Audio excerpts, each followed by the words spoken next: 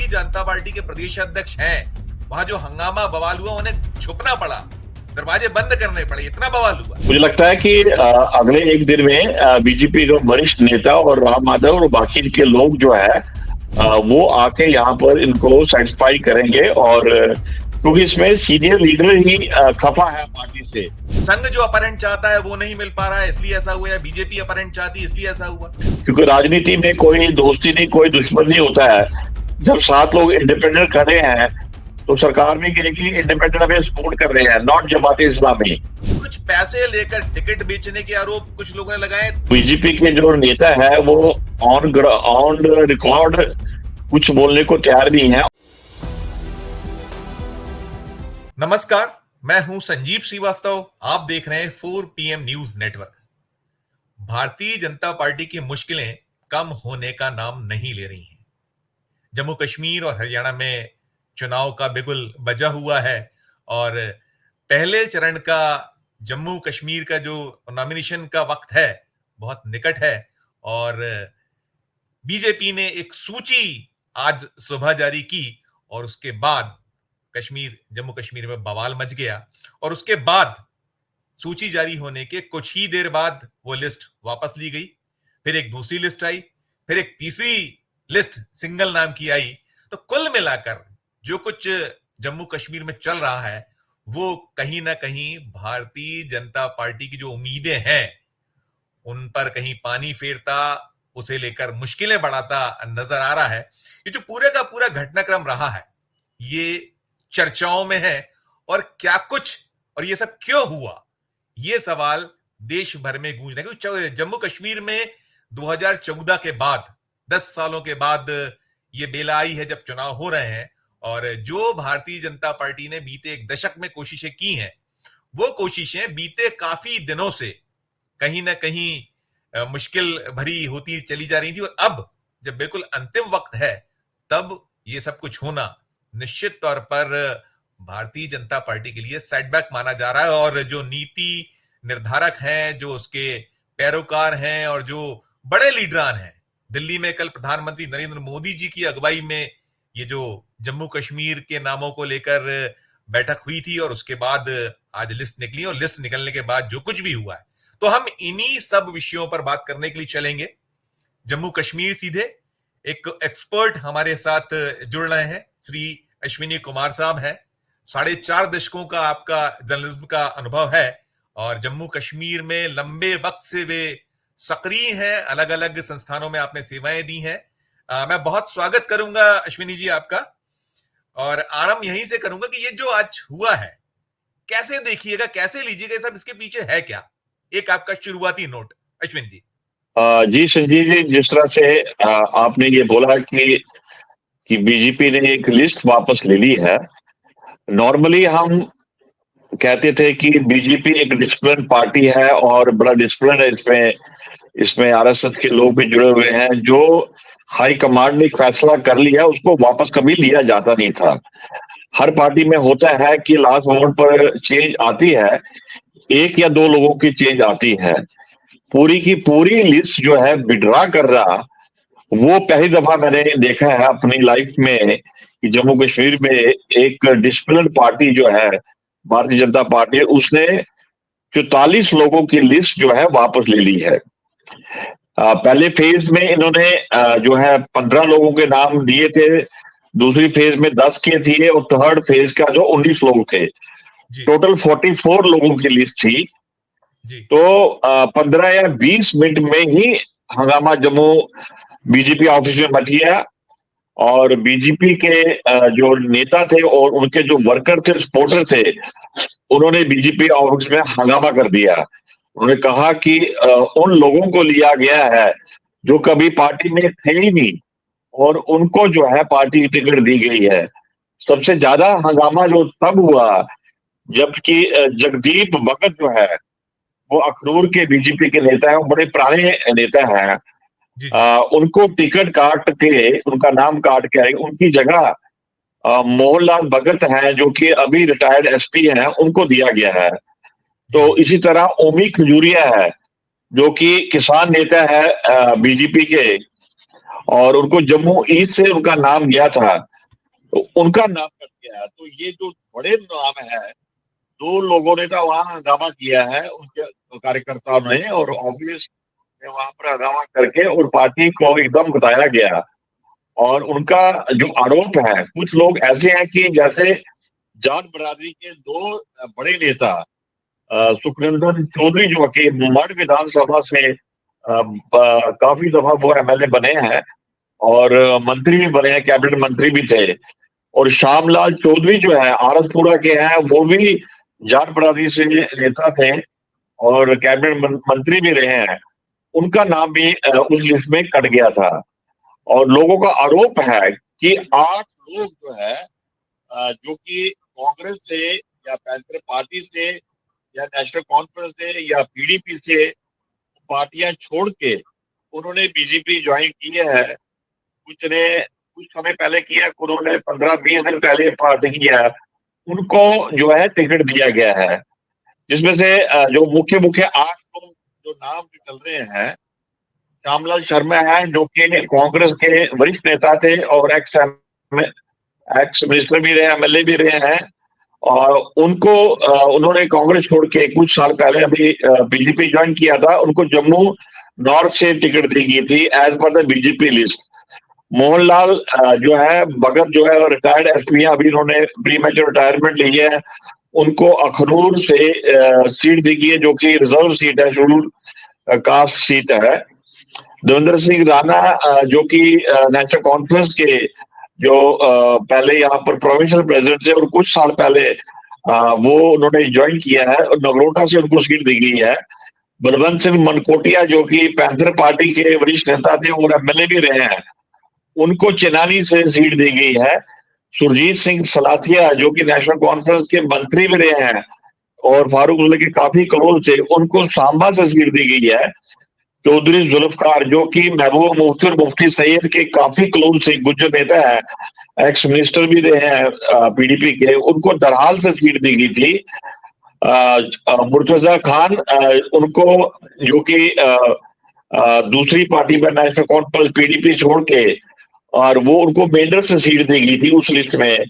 और मुश्ताक बुखारी जो कि नेशनल कॉन्फ्रेंस के वरिष्ठ नेताओं से माने जाते थे और एक्स मिनिस्टर भी रहे हैं, उनको सुरनकोट से सीट दी गई है। तो इस तरह के जो लिस्ट में नाम आए थे, तो बीजेपी हेडक्वार्टर में इसका काफी शोर बचा कि कहीं अगर ये सेकंड फेज और थर्ड फेज में अगर इन्होंने रिवोल्ट कर दिया लोगों ने, जो कि बीजेपी के ओरिजिनल नेता नहीं है, तो कुछ आरएसएस ने भी ऑब्जेक्शन किए हैं कुछ सीटों के ऊपर और उस पर भी बातचीत चल रही है। तो उन्होंने समझा कि क्योंकि कल लास्ट डेट है फर्स्ट फेज का, तो उन्होंने फॉर्म करना है। तो ये 15 लिस्ट एक दी है और दूसरा एक कोकरनाग वाली एक अलग से लिस्ट दी है, जो कि कोकरनाग गुज्जर वहां पर एसटी का काफी वोट बैंक है। और वहां से अभी 15+1 16 लोगों की लिस्ट जो है रिलीज आठ की लोगों है। की और आठ और नाम और बचते हैं अभी। फर्स्ट फेज में 24 सीटों के लिए है फर्स्ट फेज इलेक्शन। हाँ जी, हाँ जी, तो अभी 8 दिन रात तक और लिस्टों के नाम आएंगे, क्योंकि ये पहली दफा हुआ है कि बीजेपी में इस तरह का रिवोल्ट हो रहा और पार्टी हेडक्वार्टर में हंगामा कर रहा। और उससे वो देखता है, कुछ लोगों ने बोला है कि राम माधव ने कुछ लोगों को रिकमेंड करके उनको सीट दी जो कि डिजर्व नहीं करते थे। बट इसी तरह से बाकी सीटों में कुछ जो सीटें हैं, जैसे जम्मू के जो सीट है, बाऊ सीट है, उसको रोक दिया गया है। वहां पर भी काफी कंट्रोवर्शियल है कि किसको सीट दी जाए, और वहां पर भी उसको रोक दिया गया है।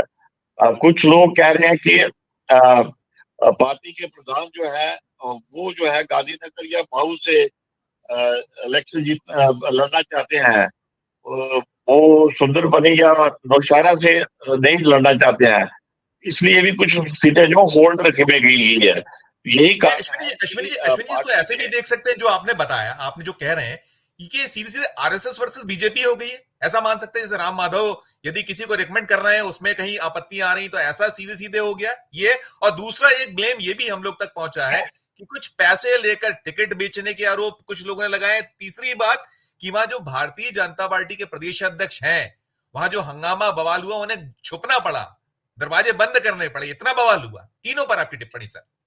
जी, काफ़ी ऐसा है कि वहाँ का हंगामा हुआ है और पहली दफ़ा इस तरह का हंगामा होता है और बीजेपी के लोगों का कहना है कि डेमोक्रेसी में एक पार्ट होता है, बट जो उसको रोकना लिस्ट को रोकना और इसको कैंसल करना और पार्टी हेडक्वार्टर से ऑर्डर निकलना कि ये 15 लोगों की सूची है, बाकी की सारी कैंसल हो गई है। तो इसलिए जो है काफ़ी जो है जो बीजेपी के लोग बड़े परेशान हैं, जिन लोगों के नाम आए थे, किन-किन लोगों के नाम कटेंगे, ये भी देखना है। जहाँ तक आपने एलिगेशन लगाया है कि किसी ने ये पैसे सुनने दिए, में हम अभी लोग को तक सुनने में इसके यहाँ बारे तक आ में रहा है कि ऐसे ब्लेम्स हमको सुनने में ऐसे ब्लेम्स लगे हैं। ये पहले भी हुआ है कि अभी बीजेपी तक टिकट लेके इ पैसे लेके टिकट इस बेचती तरह है। नहीं, की मैं कोई वही जानना अभी चाह रहा हूँ मैं। पुष्टि नहीं की जा सकती है, बट आने वाले दिनों में सेकंड फेज़ और थर्ड फेज़ में अगर कुछ लोगों ने रिवोल्ट किया या इंडिपेंडेंट खड़े हो जाते हैं, जैसे पूर्व प्रधान जो है बीजेपी के सतपाल शर्मा, उनका जम्मू नॉर्थ और वेस्ट से चल रहा था, बट उनका नाम भी काट दिया गया है। बट अभी तक उनके वर्करों ने कोई इस तरह का रिवोल्ट नहीं किया, बट वो बैठे हुए हैं, जैसे सुखविंदर चौधरी है, शाहब चौधरी है, सतपाल शर्मा है, इनके जो है वो जो है अब देखना है कि ये लोग जिनके नाम कटे हैं, क्या वो पार्टी के लिए काम करेंगे दूसरे दूसरे कैंडिडेट के लिए या नेगेटिव वोट करवाएंगे। तो पार्टी को उसका भी काफी डर है कि अगर इन लोगों ने पार्टिसिपेट नहीं किया तो हमारा वोट बैंक जो है काफी कटेगा और वो भी जम्मू शहर की जो सीटें हैं, अगर वहां से बीजेपी हार जाती है तो एक बड़ा भारी सेटबैक होगा कि जम्मू डिस्ट्रिक्ट में से अगर कहीं से हार जाती है तो बड़ा मुश्किल हो जाएगा पार्टी के लिए। जी। बिल्कुल बिल्कुल अश्विनी, लेकिन इसमें जैसे मैंने पूछा आपसे, ये जो दिख रहा है, ये जो झगड़ा है लिस्ट को लेकर, जिस तरीके से पहली सूची आती है 44 लोगों की, फिर बाद में दो सूचियां आती हैं, पहली कैंसिल होती है, तो ये RSS versus Bharatiya Janata party के बीच है। जैसा आपने कहा, राम माधव ने कुछ नाम रिकमेंड्स किए थे जो निकल कर सूचनाएं आ रही हैं, तो इसको ऐसे भी देखा जा सकता है। आपका अनुभव क्या जी कहता है? जी संजीव जी, आपने सही बोला कि कुछ लोग जो बीजेपी में ये कह रहे हैं, जो कि ऑन रिकॉर्ड नहीं बोलना चाहते हैं इस वक्त क्योंकि डिस्टर्ब पार्टी मानी जाती है, वो राइट। कहते हैं कि जो लोग कभी एक्टिव नहीं थे, खाली वो पीआर का काम करते थे, उनको टिकटें दी गई है, जो कि कुछ लोग जो है राम माधव द्वारा रिकमेंडेड थे, बट पार्टी की रिकमेंडेशन नहीं थी उसमें और उनका नाम गया था और वहां से उन्होंने मैनिपुलेट करके अपने नाम लिखवा दिया। उस पर काफी प्रोटेस्ट हुआ है। मुझे लगता है कि अगर वो रेक्टिफाई नहीं होते हैं तो एक दो दिन में जो है बीजेपी का जो है जो उनका जो प्रोटेस्ट है वो सामने आ जाएगा। आज का जो बीजेपी हेडक्वार्टर में जो हुआ है, कभी आपने हमने ऐसे देखा नहीं है कि एक डिसिप्लिन पार्टी थी और लोगों ने एकदम वहां पर आ गया है। तो अभी जो कैंडिडेट जो है जैसे जम्मू ईस्ट का है या जम्मू वेस्ट का है या जो अखनूर का है, तो अगर ये चेंज नहीं आती है तो जो ये पार्टी के नेता है वो क्या वो पार्टी के लिए काम करेंगे या न्यूट्रल हो जाएंगे, ये चीजें देखने वाली है। बिल्कुल बिल्कुल अश्विनी, लेकिन एक चीज ये भी है, जैसे आपने कहा कि सूची तो अल्टीमेटली कल प्रधानमंत्री नरेंद्र मोदी जी भी उस बैठक में शामिल थे, जो इस नामों को फाइनल करने के लिए जो दोनों राज्य हैं वहां उस अलग अलग बैठकें हो रही थी। तो जब ये हो रहा है, उनकी बिना सूचना के नाम जुड़ जाना, घट जाना, क्या नूरा कुश्ती तो नहीं है कहीं? ये जब सब कुछ ओपन अप हो गया है तो ये इस तरीके से कहा जा रहा है कि ऐसा है या ऐसा है, अलग अलग जो ब्लेम्स हैं, ये क्या ऐसा ये नहीं है क्योंकि प्रभुत्व की लड़ाई के रूप में भी देख सकते हैं कि ये कहीं संघ जो अपहरण चाहता है वो नहीं मिल पा रहा है इसलिए ऐसा हुआ, या बीजेपी अपहरण चाहती है इसलिए ऐसा हुआ? उसको भी ये डिस्क्राइब कीजिएगा इस आपके अनुभव के आधार पर सर। इस तरह का हम कह सकते हैं कि जो सिलेक्शन ऑफ कैंडिडेट है इसमें बीजेपी और आरएसएस में मतभेद बाहर आए हैं सर। क्योंकि लोकल जो है बीजेपी कहीं कुछ लोगों को रिकमेंड कर रही थी बट आरएसएस उस पर नहीं मान रहा था क्योंकि इन्होंने कुछ लोकल एजेंसी हायर की थी बीजेपी ने और हर कैंडिडेट का जो है उन्होंने जो मार्केटिंग करवाई थी कि किसके खिलाफ कितने वोट मिल सकते हैं और किनका डिफेम्ड है। अब जैसे जो लिस्ट में थे इसमें जो दो पूर्व उप मुख्यमंत्री जी जी। जो है ना तो कविंद्र गुप्ता का नाम है और ना ही दूसरा दूसरे एक डिप्टी सीएम का जो नाम भी नहीं, मुनावर का दूसरे है जो उसका पूर्व नाम पूर्व भी डिप्टी नहीं सीएम का है। नाम भी नहीं। जी तो जी। उसमें निर्मल सिंह और कविंद्र गुप्ता का इसमें नाम ही नहीं है, जो कि सबसे वरिष्ठ नेताओं में माने जाते हैं और दोनों उप मुख्यमंत्री रहे हैं जब पीडीपी और बीजेपी का गठजोड़ था। तो इनकी रिजेंटमेंट भी है काफी इंटरनली, बट ओपनली वो सामने अभी आए नहीं है। बिल्कुल बिल्कुल। कितना कितना नुकसान पहुंचाएगा ये, आपने कुछ चीजें तो कही हैं, और अब डैमेज कंट्रोल मुमकिन होता दिखता है आपको क्या, जो अब हो गया है, क्योंकि शुरुआत में ही जब आपका सारा कुछ हो गया है, तो कितना आपके पूरे के पूरे जम्मू कश्मीर में जो आप चाहते हो कि हम किसी भी तरीके से यहाँ पहुंचे, आए सत्ता में हमारा आ जाए, बीजेपी आ जाए, कितना इसमें आप नुकसान देख या पा रहे हैं अब?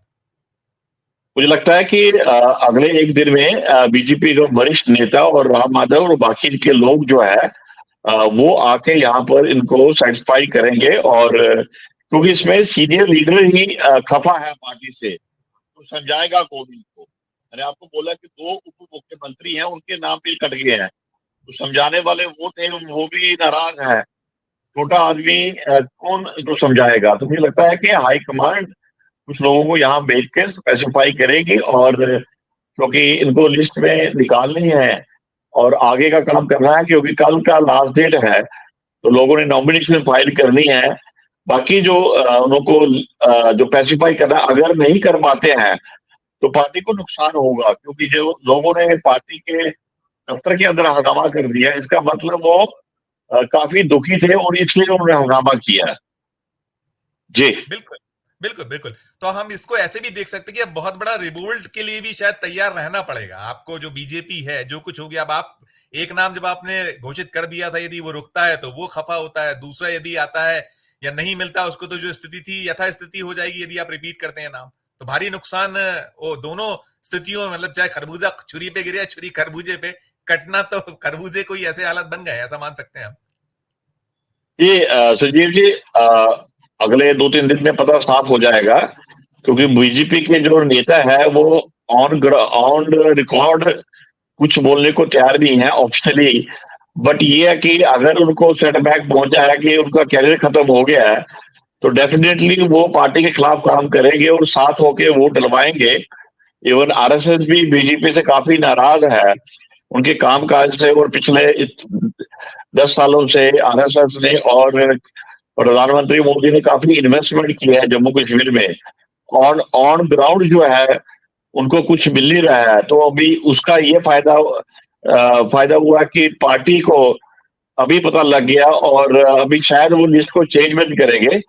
बट देखना है कि कब तक ये सारा कुछ हो पाएगा।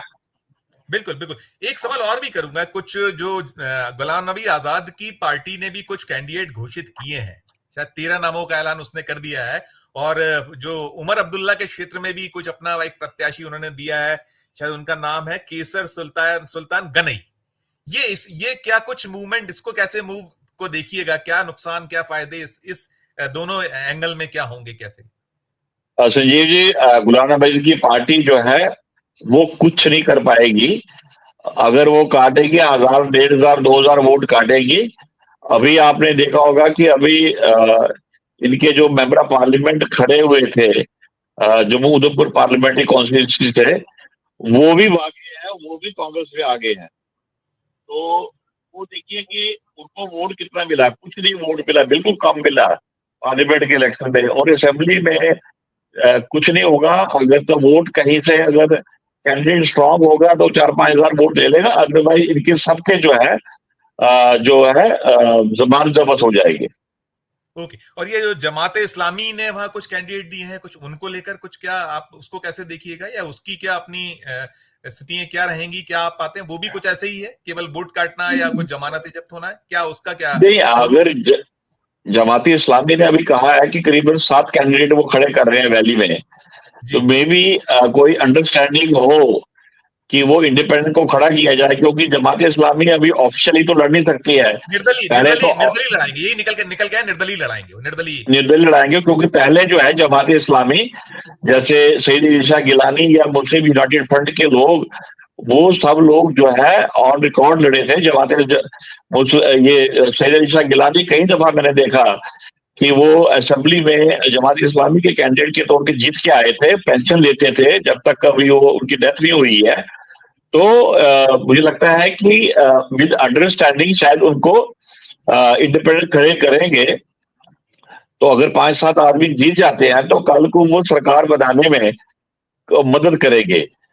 तो इसलिए उनको भी रखा जाएगा। और जो जमात इस्लामी का अगर वहां से उनको इश्यू हो जाता है आदेश कि इस कैंडिडेट को जिताना है, तो डेफिनेटली जो है वो कैडर का पूरा वोट जो है उनको जाएगा और वो डैमेज करेंगे नेशनल कॉन्फ्रेंस और पीडीपी को डैमेज करेंगे। अदरवाइज वोट वो पीडीपी को जाता है या नेशनल कॉन्फ्रेंस को जाता है, बट वो वोट अगर इंडिपेंडेंट कैंडिडेट को जाता है तो उन दोनों पार्टी को नुकसान होगा। बीजेपी को फायदा होगा, ऐसा देख सकते हैं, ऐसा माना जा सकता है उसमें। कल को गवर्नमेंट फॉर्मेशन में इंडिपेंडेंट लोगों की मदद लेके आप सरकार बना सकते हो, क्योंकि राजनीति में कोई दोस्ती नहीं, कोई दुश्मन नहीं होता है।